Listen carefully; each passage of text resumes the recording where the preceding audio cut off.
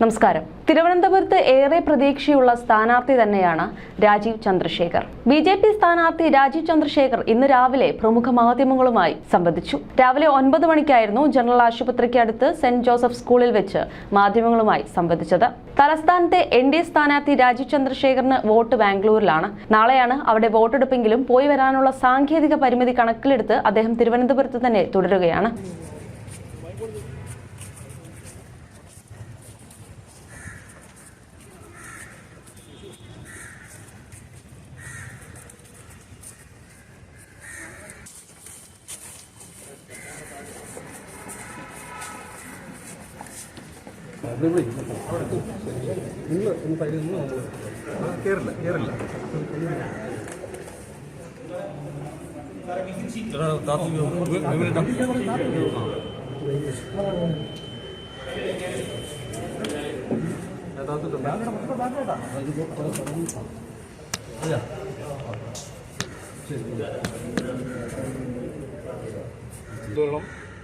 അതാണ് ഞാൻ പറയാൻ അതേസമയത്ത് കർണാടകത്തിൽ ഇന്ന് ഇലക്ഷൻ നടക്കുകയാണ്. സാറിന് വോട്ട് ബാംഗ്ലൂരിനാണ്.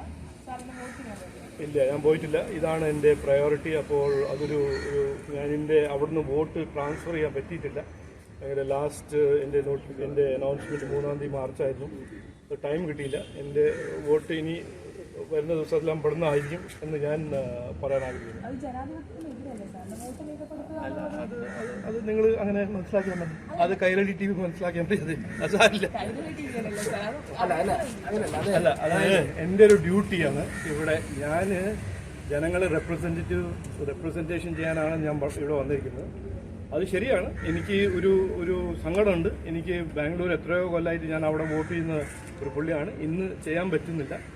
അതൊരു സങ്കടമുണ്ട്, അത് റിഗ്രറ്റും ഉണ്ട്. ബട്ട് എൻ്റെ പ്രയോറിറ്റി ഇവിടെ വോട്ട് നന്നായി നടക്കണം. എൻ്റെ ജനങ്ങളെയും ഇവിടുത്തെ വോട്ട് ടേൺ ഔട്ടെല്ലാം നന്നായി ആവണം. ഇവിടെ ഒരു ചരിത്രം സൃഷ്ടിക്കുന്ന ഒരു തെരഞ്ഞെടുപ്പാണെന്ന് ഞാൻ എൻ്റെ ഒരു മനസ്സിലുണ്ട്.